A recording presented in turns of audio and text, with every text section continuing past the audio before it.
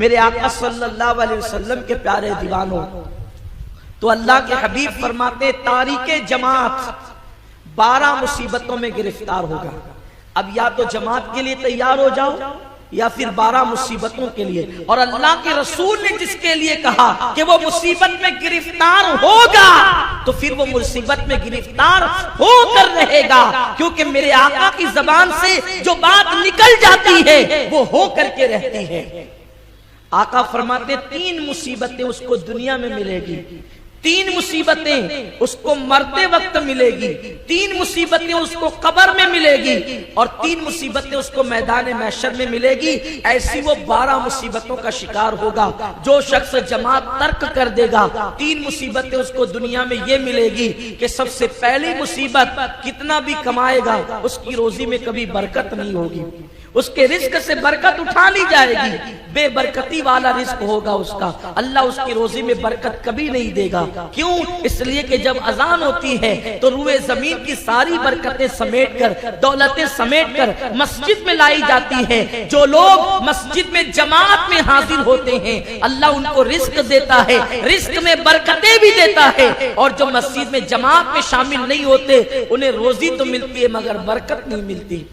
میرے آقا علیہ السلام کے دیوانوں، نماز با جماعت میں شامل ہونے کے لیے اللہ کے فرشتے تک مسجد میں آتے ہیں، مسلمان مسجد میں نہیں آتے، جماعت میں لوگ شریک نہیں ہوتے۔ اللہ روزی سے برکت اٹھا لیتا ہے، رزق سے برکت اٹھا لیتا ہے۔ اور دوسری مصیبت کیا ہے؟ اللہ اکبر۔ آقا فرماتے ہیں کہ اللہ تبارک و تعالیٰ اس کے چہرے سے مومنوں کا نور چھین لیتا ہے، اس کے چہرے پر ایمانی نور نہیں رہتا، چہرے ویران ویران لگتے ہیں، افسردہ افسردہ لگتے ہیں، اللہ تعالیٰ ان کے چہروں سے نور چھین لیتا ہے۔ اور تیسری مصیبت دنیا کی یہ ہے کہ اللہ کے ولیوں کے دلوں میں اس کے لیے نفرت پیدا کر دی جاتی ہے، مومنوں کے دلوں میں اس کے لیے نفرت پیدا کر دی جاتی ہے۔ آپ جانتے ہیں حضرت امیر معاویہ رضی اللہ تعالیٰ کی ایک مرتبہ فجر کی جماعت ترک ہو گئی تو آپ اتنا روئے اتنا روئے اتنا روئے کہ روتے روتے آپ کی حالت غیر ہو گئی۔ تو دوسرے دن آپ نے دیکھا کہ آپ کے کمرے میں کوئی آپ کو جگانے آیا ہے کہ حضرت اٹھیے فجر پڑھ لیجئے۔ تو آپ نے کہا تو کون ہے؟ میرے کمرے میں کون ہے تو آ گیا؟ تو اس نے کہا کہ میں شیطان ہوں اور آج آپ کو میں جگانے آیا ہوں۔ تو فرمایا شیطان نماز کی تبلیغ کب سے کرنے لگا؟ یعنی شیطان نماز کی تبلیغ حضرت امیر معاویہ کے دور سے کر رہا ہے، یعنی شیطانی تبلیغ نماز کے لیے کیوں ہو رہی ہے؟ حضرت امیر معاویہ نے فرمایا کہ تو کب سے مبلغ ہو گیا نماز کا؟ تو نے کب سے نماز کی دعوت دینا شروع کر دیا؟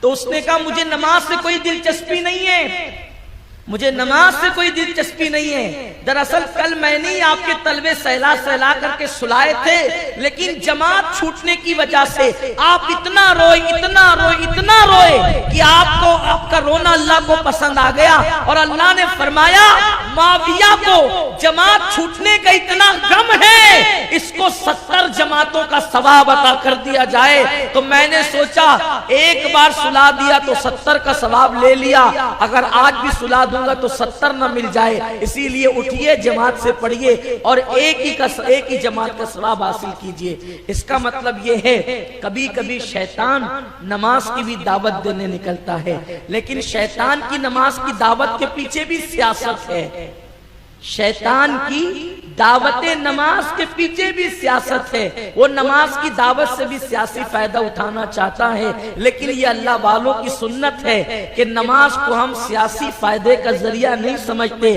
بلکہ ہم تو آخرت میں نجات کا ذریعہ سمجھتے ہیں۔ اور ہم سنیوں کی نماز میں خدا کا ذکر بھی ہے، نبی کا ذکر بھی ہے، ولی کا ذکر بھی ہے۔ ہماری نماز میں خدا کا خیال، نبی کا خیال، ولی کا خیال، اولیاء بھی ہماری نماز میں۔ آپ کہیں گے ہم تو پہلی مرتبہ سنتے کہ ولی بھی نماز میں، بالکل۔ السلام علینا وعلی عباد اللہ الصالحین، جو جب کہتے ہیں نا السلام علینا ہم پر بھی سلام ہو، وعلی عباد اللہ الصالحین اور تیرے ولیوں پہ بھی سلام ہو، پتا چلا نماز کے اندر سلام صرف نبی پر نہیں ہے بلکہ نبی کے ساتھ ساتھ ولیوں پر بھی ہے۔ تو ہماری نماز میں تو ولیوں کا ذکر بھی آتا ہے، اور یہ قانون کس نے رکھا؟ یہ قانون کسی ایرے گیرے نتو خیرے نے نہیں، بلکہ یہ قانون میرے اللہ نے عطا فرمایا ہے۔ ہم سنیوں کی نماز کیسی نماز ہے؟ اسی لیے یہی نماز ہے جو نجات کی طرف لے جاتی ہے۔ تو حضرت رسول پاک علیہ السلام تسلیم فرماتے ہیں اللہ صالحین کا نور چھین لیتا ہے، اور تیسری مصیبت یہ کہ مومنوں کے دلوں میں اس کی نفرت پیدا کر دیتا ہے۔ ہر آدمی عزت دار بننا چاہتا ہے، ہر آدمی وقار والا بننا چاہتا ہے، ہر انسان جو ہے سوچتا ہے کہ میں معزز بنوں۔ دیکھو اشتہاری شہرت سے کچھ نہیں ملنے والا، اگر کچھ ملے گا حقیقی عزت تو اللہ کی عطا سے ملنے والی